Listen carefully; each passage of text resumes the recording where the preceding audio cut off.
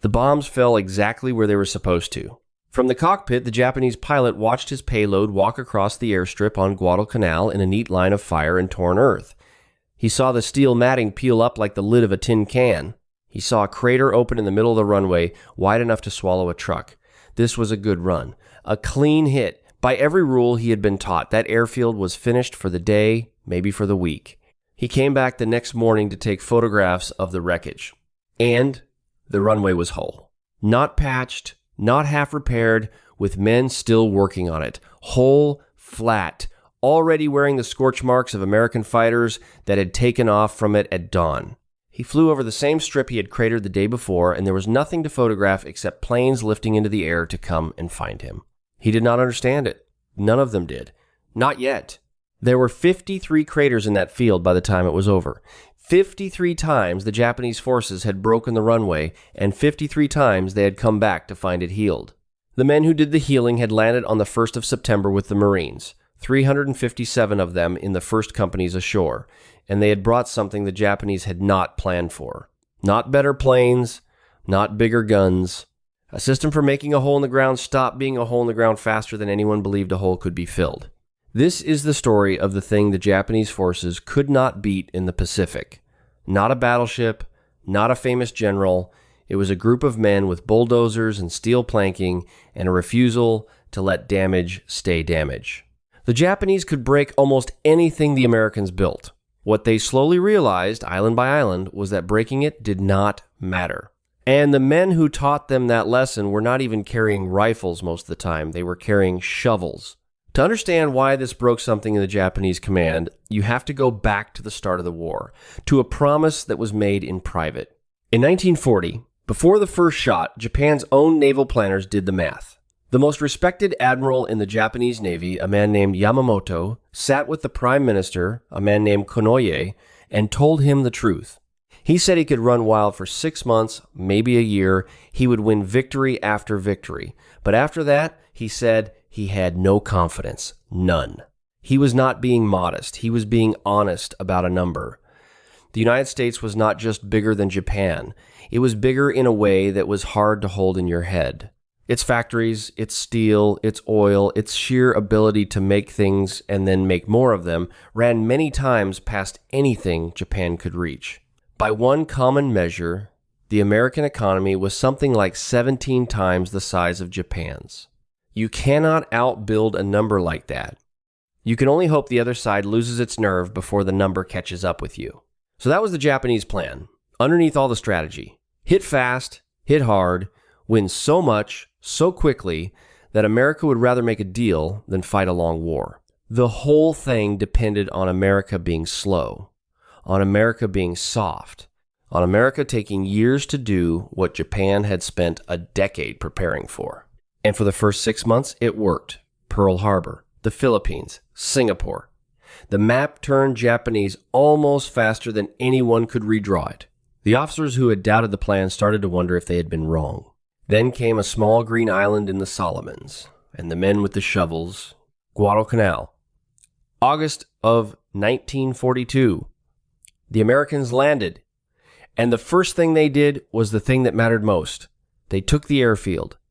Not to hold a piece of dirt, to hold the one flat surface in 500 miles of ocean and jungle from which planes could fly. The Japanese understood airfields. They had built the one on Guadalcanal themselves. They knew exactly how long an airstrip took to make and how easy it was to wreck. So their answer was simple and, on paper, correct. Bomb it. Shell it from the sea at night. Crater it faster than the Americans could ever fill it back in. Starve the planes of a place to land, and the whole American foothold would wither and fall off the island like a dead leaf. That was the theory. Here is what actually happened. The men the Americans put on that airfield were called Seabees. The name came from the letters C and B for construction battalion. They had a motto, 2 words, that tells you everything about them.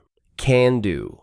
Most of them were not young. They were tradesmen, the kind of men who had built roads and dams and bridges back home through the hard years before the war. The average age was higher than the Marines they worked beside because the Navy had recruited skill instead of youth. These were carpenters and crane operators and men who knew exactly how much weight a patch of crushed coral could take. The 6th Naval Construction Battalion ran the airfield on Guadalcanal. and they made the Japanese a promise without ever saying a word of it out loud. You can break this strip anytime you like. We will have it open again before you get home. Here is how they kept that promise, and it is almost too simple to believe. The Seabees had studied the damage. They learned that a Japanese 500-pound bomb, when it hit the runway, tore up about 1,600 square feet of steel matting. So they took that exact amount of matting, bundled it into packages, and stacked those packages right along the edge of the strip. Gravel pre-staged. Crushed coral pre-staged. The precise quantity of steel planking it would take to close one crater, waiting in a pile a few yards from where the next crater would open. So when the bomb came down and tore its 1,600 square feet out of the runway, the men did not have to think. They did not have to go find materials. They ran to the hole with the exact pile that was made to fill it. One hit, 40 minutes. Sometimes faster. And sometimes they did it while they were still being shot at. While Japanese fighters came in low and strafed the field, the men kept dragging matting across the dirt, kept tamping it down because a runway that was open in 40 minutes was worth more than their own cover. Think about what that does to the other side. You are a Japanese bomber crew. You fly hours over open water at great risk. You hit your target perfectly, you watch it break, and then you learn the next day that it did not stay broken. That the men down there filled your crater before your plane had even finished its turn for home.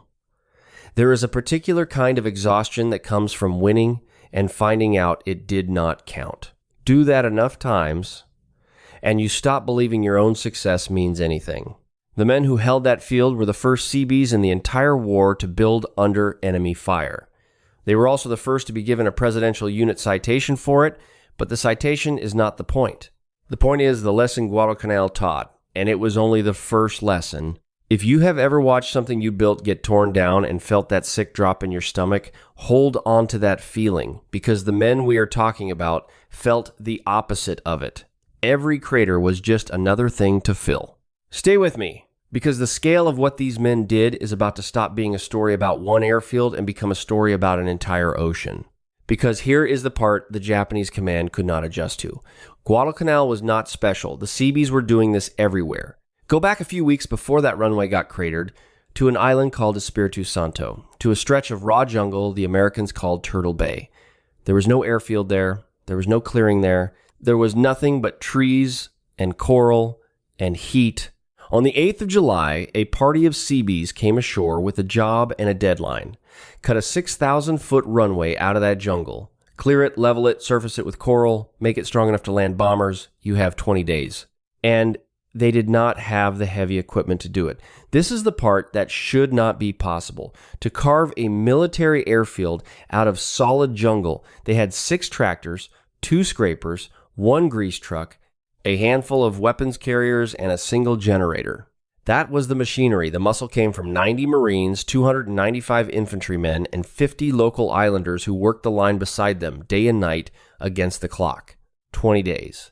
To turn untouched jungle into a working military airfield with 6 tractors and a prayer. They did it. On the 28th of July, the 1st American Fighter Squadron landed on ground that 3 weeks earlier had been wilderness. The next day, the heavy bombers came in, the big 4-engine B-17S of the 26th Bombardment Squadron, settling onto a strip that had not existed at the start of the month. Now line those two facts up next to each other the way a Japanese intelligence officer would have had to. On one island, the Americans were filling bomb craters faster than they could be made. On another, they were conjuring entire airfields out of empty jungle in less time than it takes to plan a single operation, both at once, and not as some special effort, some one-time miracle, as routine, as the normal speed of the American war. This is the moment the math from 1940 starts to bite. Yamamoto had said 6 months. The plan had counted on America being slow. And here was the proof, laid out in coral and steel, that America was not slow. America was faster than Japan. Not richer only, not bigger only. Faster at the one thing that decided who could keep fighting and who could not. You can lose battles and still win a war. The Japanese knew that. What you cannot survive is an enemy who replaces everything he loses and builds new things you have not even thought of yet while you are still counting your own dead. Somewhere in the reports, crossing the desks of the Japanese command, that truth started to take shape. They had captured documents. They had their own analysts. One captured Japanese assessment of the Guadalcanal fight called it the fork in the road, the point that led to victory for them or for us. They could feel the road forking. They could feel which way it was bending. If this is making you see the war differently than you did, that is the point, and it is exactly what those men on the islands wanted no one to forget. Take a second to let the size of it settle, and then come with me, because we have only talked about 2 islands. The Seabees were on more than 300. Let me give you the full shape of it, the way it would have looked to someone in Tokyo trying to add it all up. Across the Pacific, before the war ended, the Seabees built or repaired more than 100 major airfields. They built 441 piers for ships to tie up to. They built fuel storage for 100 million gallons of gasoline, enough to keep an air force and a fleet burning indefinitely. They built housing for 1.5 million men. They did this on more than 300 islands in places that did not have a name on most maps before the Americans arrived, and gave them airstrips and harbors and roads. And they did it, a lot of it, under fire. This is the part that kills any idea of the Seabees as men working safe in the rear. More than 300 of them were killed in action. More than 500 more died on the job sites themselves, from accidents, from disease, from the simple violence of doing heavy construction in a war zone. They built while they were being shot at, and some of them did not come home, and the work got done anyway. Now, picture the Japanese officer reading a summary of that. Not the heroic version, the cold version, the intelligence version. Every island we take, they retake or bypass, and within days there is an American airfield on it. Every airfield we crater, they reopen before nightfall. Every ship we sink, 2 more arrive. We are not fighting an army. We are fighting a thing that grows back faster than we can cut it. There was a Japanese naval captain named Ome who put it as plainly as anyone on his side ever did. After Guadalcanal, he understood that they could not win. They might not lose right away, but they could not win. Because the contest had stopped being about courage or skill and become about who could build and rebuild, and on that field there was no contest at all. He was not writing about a single battle. He was writing about a production line that ran from the coast of California to the edge of the Solomons and never seemed to slow. That realization spread slowly through the Japanese command like a crack through stone.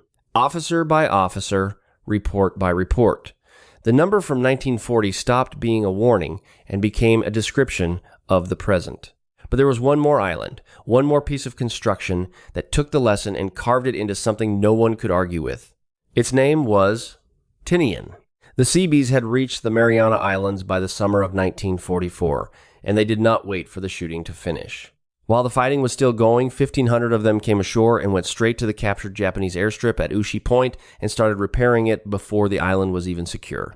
That was the appetizer. What they built next is hard to even describe without it sounding like an exaggeration.